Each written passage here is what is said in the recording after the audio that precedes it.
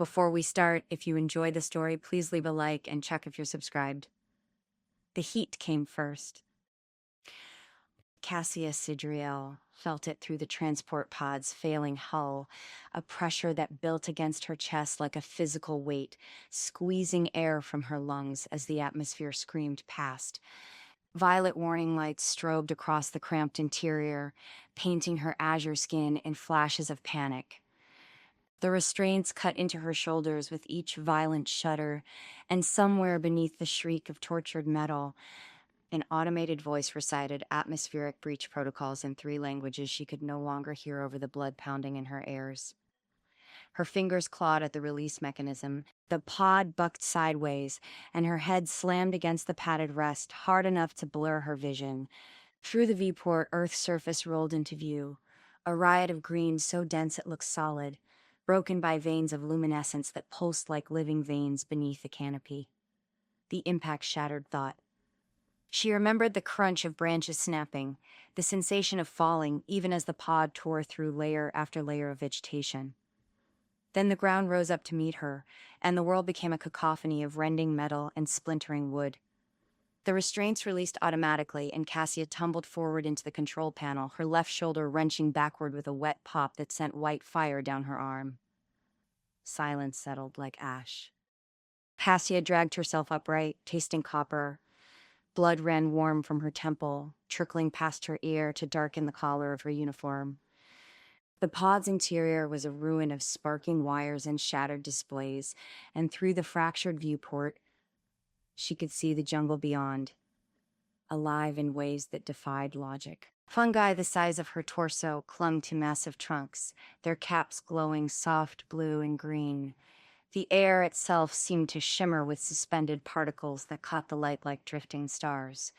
She forced the emergency release. The hatch groaned open, and humidity rolled in like a living thing, thick and warm and carrying scents she had no name for.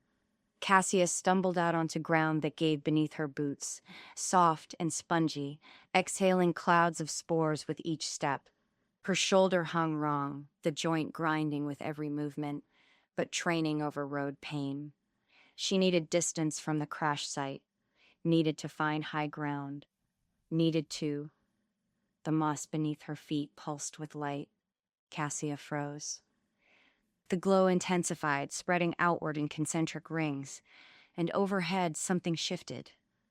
She looked up and saw them, vines as thick as her thigh, descending from the canopy with deliberate slowness. Their surfaces glistened with moisture that caught the bioluminescence, and as they contracted toward her position, droplets fall like rain.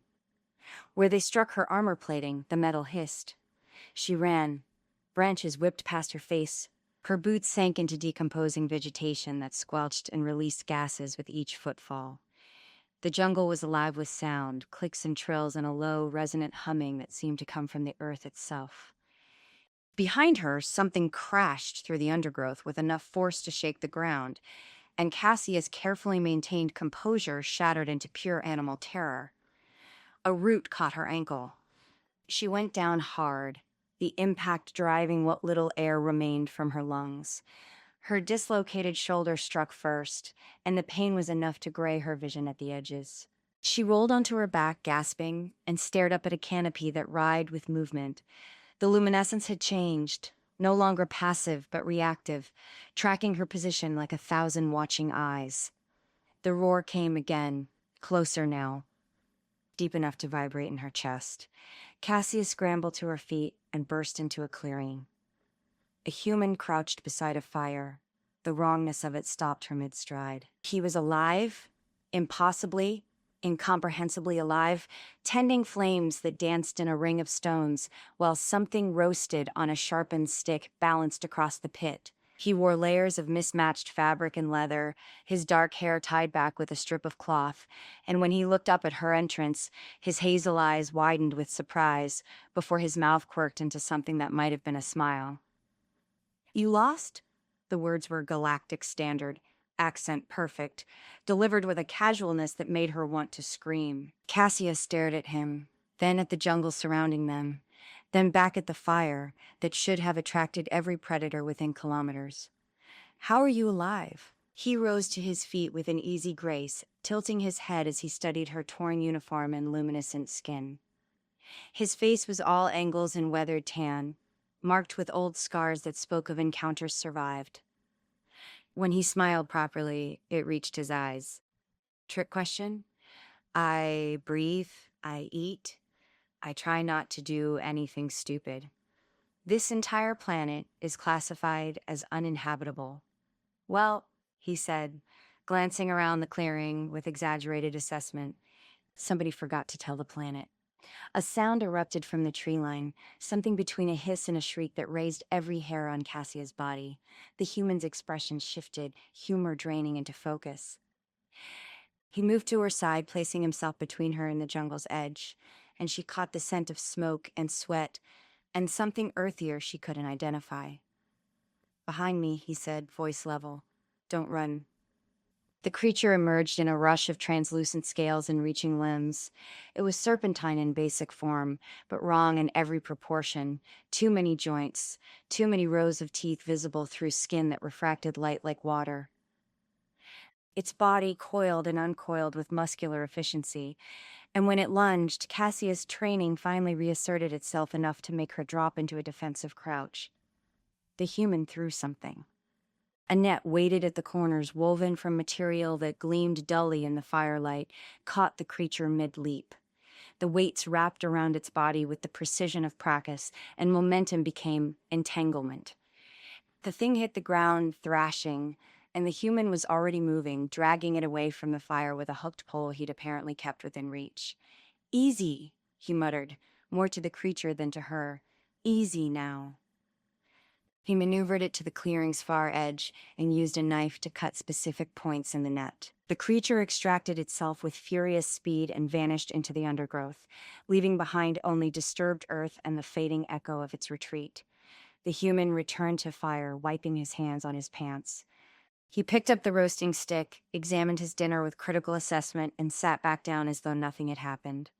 When he glanced up at her, his expression held something that might have been amusement or might have been exhaustion. So, he said, you hungry? Cassia looked at him, at this impossible human in this impossible place, alive and cooking food over open flame, while death circled in the shadows, and felt something inside her crack. Not her fear that remained sharp and bright, but her certainty, her understanding of what survival meant, her belief that she understood anything at all about this universe. She sank down onto a flat stone near the fire, cradling her injured shoulder. She tried to find words that made sense. None came. So instead, she watched the flames and listened to the jungle breathe. The human offered her the roasting stick. The meat smelled of smoke and char. Name's Owen, he said. She took it. The heat radiated into her palm, grounding her. Cassia. He nodded toward her shoulder. That's dislocated. I can reset it.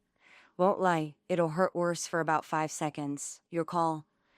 Saucia looked at the unnatural angle of her joint, felt the ache. She thought of coalition physicians, sterile rooms. Then she thought of the jungle outside this firelight.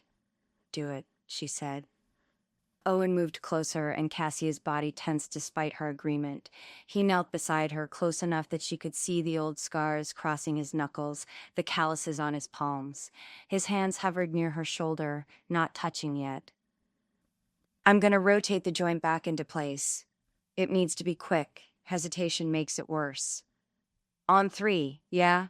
She nodded, jaw set. 1. He gripped her arm and shoulder in one smooth motion and twisted. The joint popped back into socket with a sound that made her stomach lurch, and pain flared white-hot before receding to a dull throb. Cassia gasped, blinking away the moisture that had sprung to her eyes, and felt Owen's hand steady on her uninjured shoulder. Breathe through it. Give it a minute. She did. Slowly, the fire in her joint dulled to something manageable.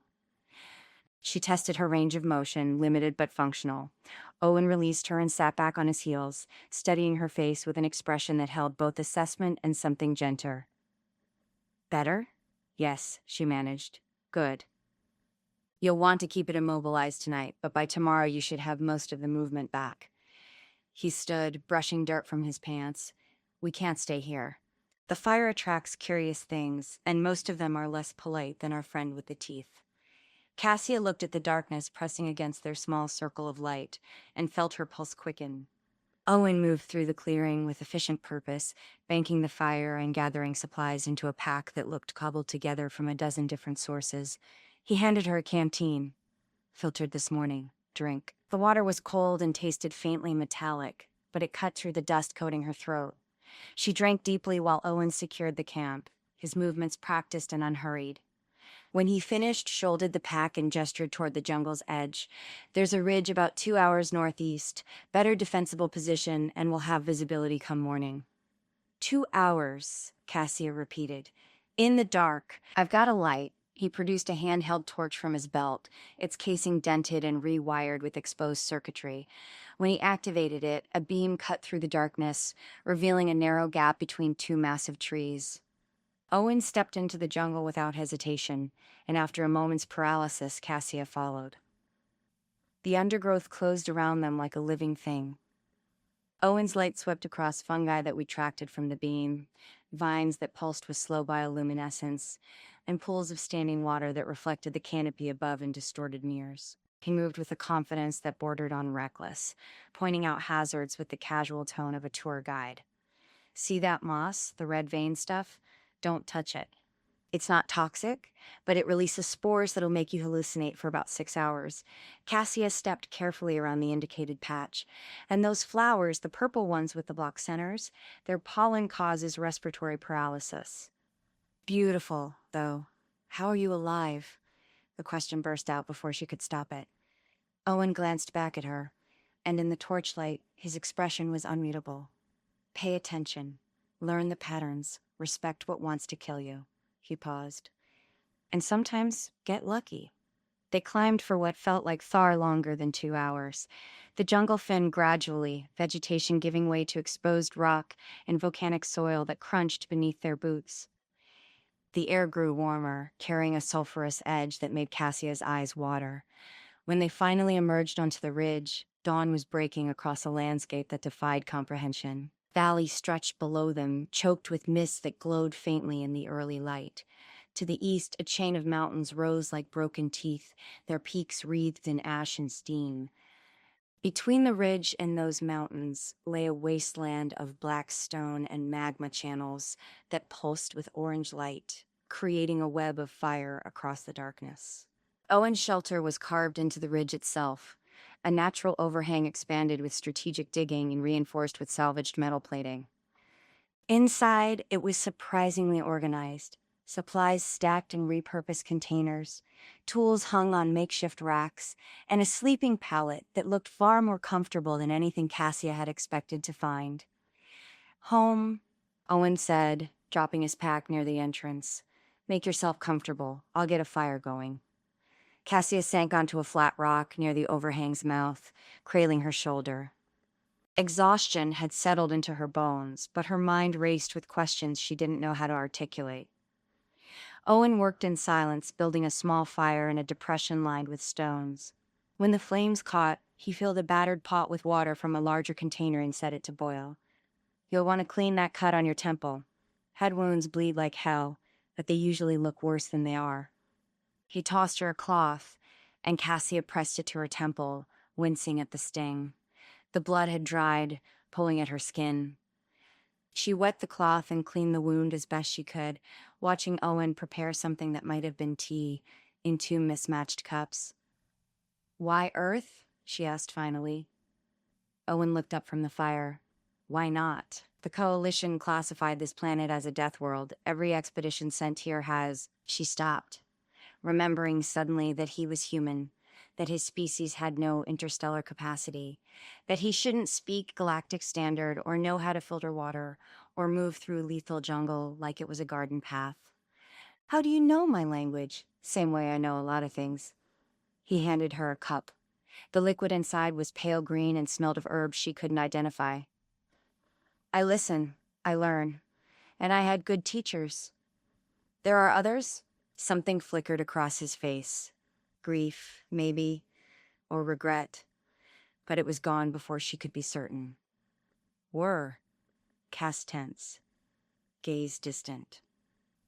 Drink. It'll help with the pain. Cassia obeyed, and the tea was bitter but warming. They sat in silence while the sun rose fully, painting the volcanic wasteland in shades of copper and gold. Despite everything, the crash, the jungle, the impossibility of this human's existence, Cassia felt something in her chest loosen. Not fear exactly, but its grip on her. "We'll rest today," Owen said. "Tomorrow, we cross the Badlands. There's an outpost 3 days south, better supplies. 3 days through that?" Cassia gestured at the magma-crossed expanse.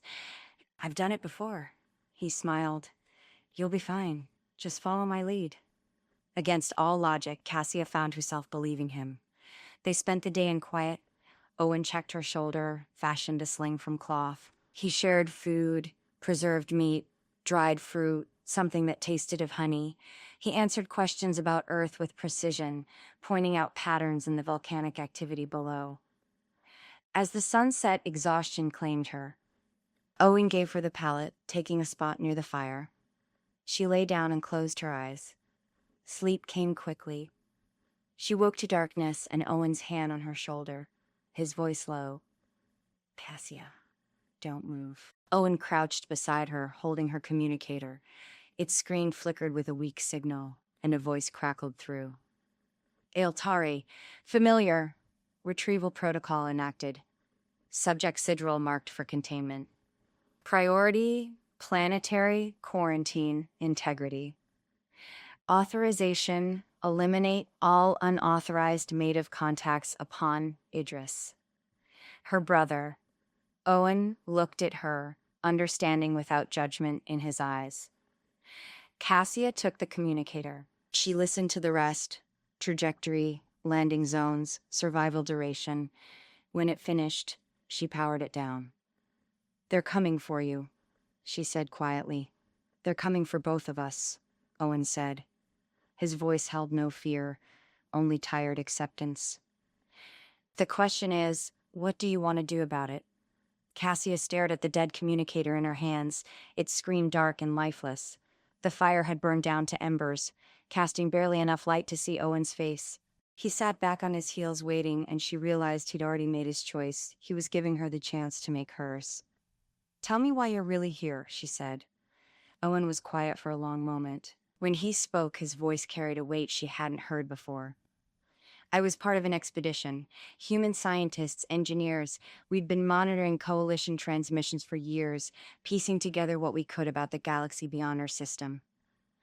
When we learned about Earth's quarantine status, we didn't understand why.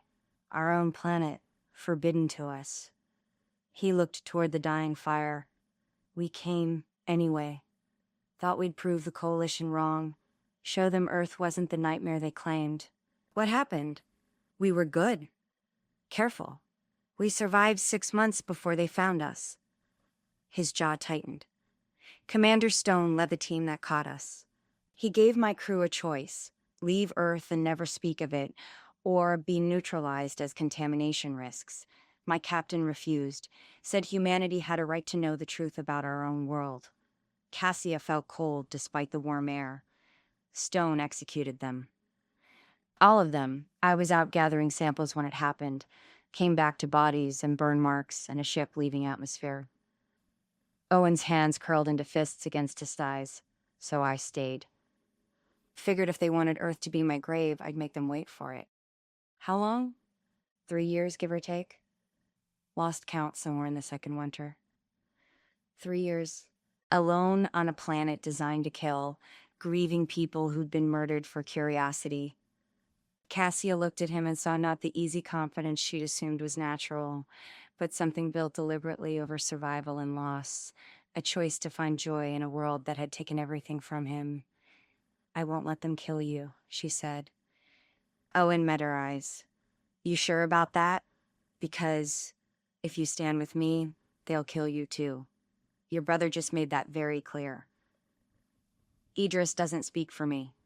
The words came out sharper than she'd intended, but she didn't soften them. And I'm tired of people deciding my value based on whether I'm convenient to keep alive. Something shifted in Owen's expression. Surprise, maybe, or respect. He nodded slowly. Then we move at first light. If they're coming, we need distance and terrain advantage. They broke camp before dawn. Owen led her down the ridge toward a landscape that grew progressively colder. The air bit at her exposed skin, and within hours, Cassia could see her breath misting. The ground transitioned from volcanic rock to frozen earth, then to snow that crunched beneath their boots. Owen moved with easy confidence, pausing frequently to read the landscape, checking wind direction, studying tracks, adjusting their path. He fashioned thermal wraps from hides cached in a small cave, draping one across her shoulders without asking. The fabric was rough but warm, smelling of smoke and earth. Cassia pulled it tighter, grateful despite her discomfort with the gesture. "Watch the horizon," he said, voice low. "Predators here hunt in packs. 6 legs, reflective eyes, adaptive camouflage. They're smart enough to flank." "How do you know?" "'Cause they treaded on me." He touched his ribs where she'd noticed the scar. "Won't make that mistake twice." They crossed the tundra in tense silence, broken only by wind and snow. Cassia kept scanning, and twice she spotted shapes that might have been rocks.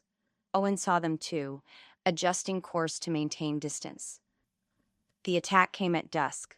6 of them, low-slung bodies built for speed, eyes that caught the light like mirrors. They emerged from the snow, camouflage dropping as they rushed in coordinated attack. Owen pulled Cassia behind him and fired the flare gun. The projectile burst between 2 creatures, scattering them. But the others kept coming, circling. "Stay close," Owen said, reloading. "If they separate us, we're done." One lunged. Owen fired, and it veered off shrieking. But the maneuver had been a feint. 2 more rushed from the flanks. Cassia threw herself sideways, feeling claws rake across the thermal wrap's thick hide. Owen grabbed her arm and pulled her upright, and they ran. The creatures pursued, their footfalls impossibly quiet against snow. Owen led her toward an outcropping of ice-covered rock, and they scrambled into a shallow cave barely large enough for 2. The predators circled below, clicking and growling, but didn't follow into the confined space. "They'll wait," Owen said, breathing hard. "We'll wait longer." They huddled together in the dark, sharing heat. Cassie's heart hammered against her ribs, and she became acutely aware of Owen's body pressed against hers, solid and warm and alive. His arm had settled across her shoulders at some point, and she didn't pull away. "Thank you," she said quietly. "For what? For not asking if I could run?" Owen's laugh was soft. "Watched you sprint through a jungle full of things with more teeth than those. Figured you'd manage." Hours passed. The predators eventually dispersed, and Owen deemed it safe to move. They descended carefully and continued south, leaving the tundra behind for a landscape that reeked of sulfur and decay. The marshland was worse than anything Cassia had encountered. The ground shifted like liquid beneath them, and the air itself seemed corrosive, burning her throat with each breath. Owen built a raft from sealed containers and rope, lashing it together with methodical efficiency, and they pushed off into water that steamed and hissed. Something capsized them midway across. Cassia plunged into water that burned like acid, felt it eating at her exposed skin as she fought for the surface. Owen's hand found hers in the chaos, and she grabbed him, pulling them both toward a moss-covered island, barely visible through the sulphurous haze. They dragged themselves onto solid ground, gasping. Cassia's hands were blistering, the skin already raw and weeping. Owen's arms showed similar damage, and there was a chemical burn clear crashing the side. She didn't think. She grabbed his pack, found the medical supplies, and began treating his wounds with trembling fingers. Owen stared at her like she'd done something incomprehensible, and when she demanded to know what he was looking at, he just shook his head. "You saved me. You saved me first. That's different." "Why?" He didn't answer, but his hand closed gently around her wrist, steadying her work. They found the outpost the next day, half buried in marsh sediment, its structure corroded but intact. Owen forced the door, and they stepped into a space frozen in time. Equipment still sat on workstations, data terminals flickering with residual power. Cassia approached the nearest terminal and accessed its files. What she found made her blood run cold. Bioengineering reports, genomic manipulation logs, project directives signed by Coalition High Command. Earth wasn't naturally lethal. It had been made this way, deliberately, systematically, as a deterrent. A living weapon to keep humanity contained. Owen read over her shoulder, his silence more damning than any words. My government did this, Cassia whispered. Yeah. They've been lying for centuries. Yeah. She turned to face him, and the weight of it crashed down. Everything she believed, every truth she'd been taught, built on systematic cruelty and lies. What do I do? Owen's expression was gentle despite the burns marking his skin. What do you want to do? Cassia looked at the data scrolling across the screen, then at Owen standing beside her, this human who'd survived despite everything her people had done to ensure he couldn't. I want to burn it all down, she said. Owen smiled. Then let's start by spreading the truth. Cassia's fingers moved across the terminal, downloading files to a salvaged data chip. Owen stood watch at the outpost entrance, his posture alert despite the burns marking his skin. Outside, the marsh hissed and bubbled. But inside, the only sound was the soft hum of dying equipment. How long to transmit? Owen asked. If I can reach the Coalition relay network, seconds. If not, she didn't finish. If not, they'd die with the truth locked in a data chip no one would ever find. Then we make sure you reach it. They left the outpost at dawn, moving south toward higher ground where Cassia's communicator might have enough range to pierce the interference. The landscape shifted beneath them, marsh giving way to volcanic rock that still held residual heat. Steam vents dotted the terrain, and in the distance, Cassia could see the jagged peaks they descended days ago. The Coalition dropship arrived before they reached the relay point. It descended through clouds like a predator, spotlights cutting through morning mist to illuminate the plateau where they stood. Cassia shielded her eyes against the glare, feeling her bioluminescent patterns flare in response to the spike of adrenaline. Owen moved to her side, close enough that their shoulders touched. The ship's external speakers crackled to life. Cassia Sidriel, stand down and await retrieval. This is Commander Stone. You are in violation of quarantine protocols. Cassia's hand found Owen's, and she squeezed once before stepping forward. Her voice carried across the plateau, amplified by the same emergency frequency Stone was using. Commander Stone, I am transmitting data on an open Coalition channel. Every ship in range will receive it. I suggest you listen. She activated the communicator, and the data chip slotted home with a soft click. Files began uploading. Bioengineering reports, genomic manipulation logs, centuries of deliberate cruelty encoded in clinical language. Terminate that transmission. Stone's voice thundered. No. The dropship's weapon systems powered up with a whine that made Cassia's teeth ache. Owen pulled her back toward the plateau's edge where the ground dropped away into a canyon system carved by ancient lava flows. If we jump, can you hold on to me? Owen asked, voice level. Cassia looked at the drop, easily 30 meters to churning water below, and then at Owen's face. He wasn't joking, yes. Then trust me. On 3, the dropship fired. Energy bolts scorched the rock where they'd been standing, and Owen grabbed her hand. 1, more fire, closer now. The air smelled of ozone and burning stone. 2, Cassia's communicator chirped. Upload complete. The data was out, scattered across every Coalition receiver within light minutes. 3. They jumped. The fall was endless and instantaneous. Wind screamed past Cassia's ears, and she clung to Owen with both arms wrapped around his torso.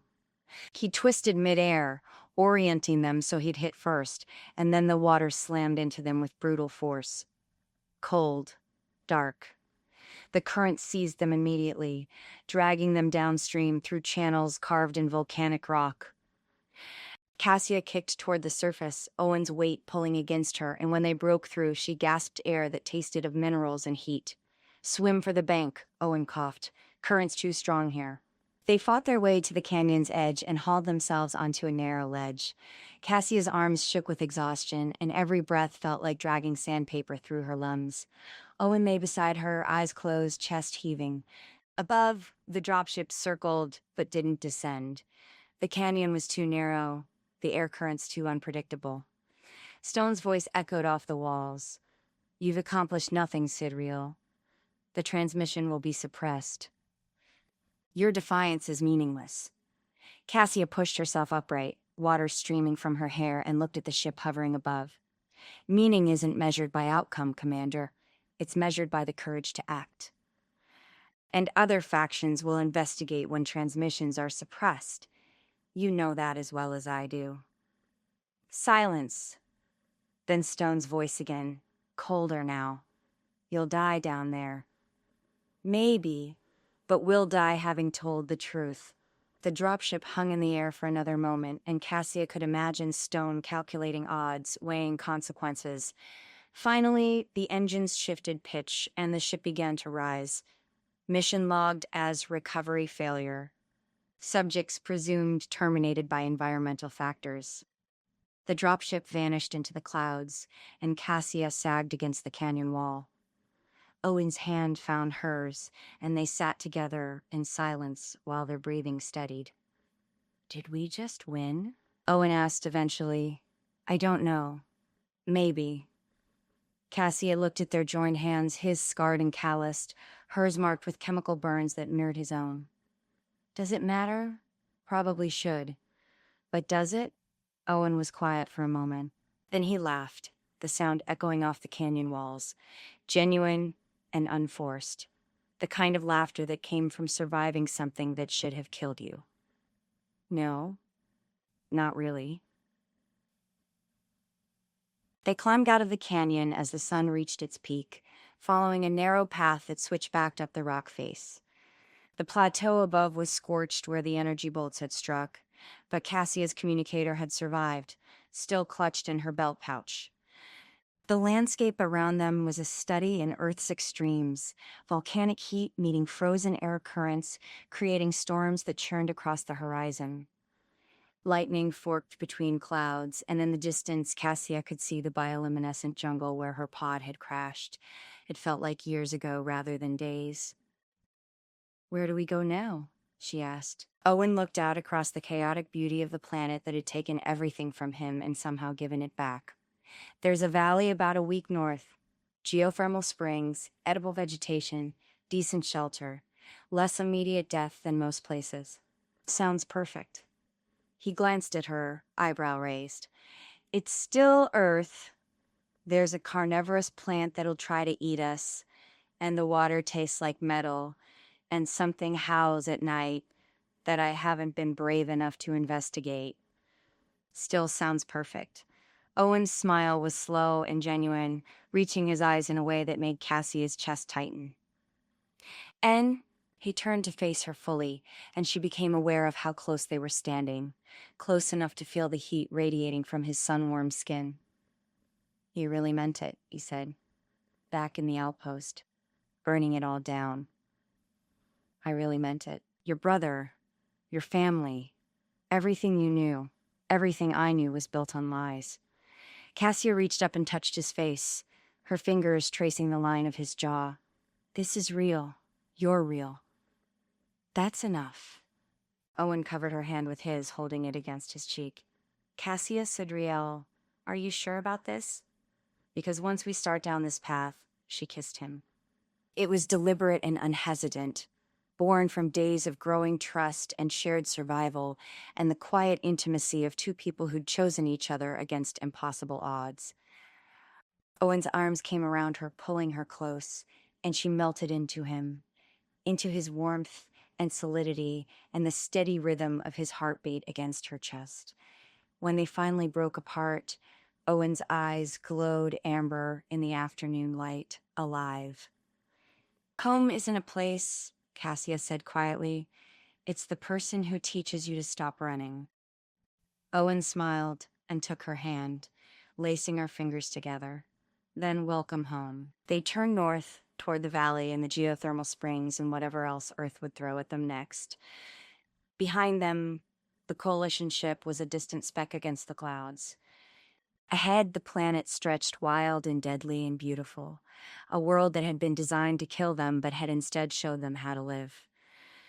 And as they walked together into the unknown, Cassia felt something she'd never experienced in all her years of privilege and duty and careful control. She felt free.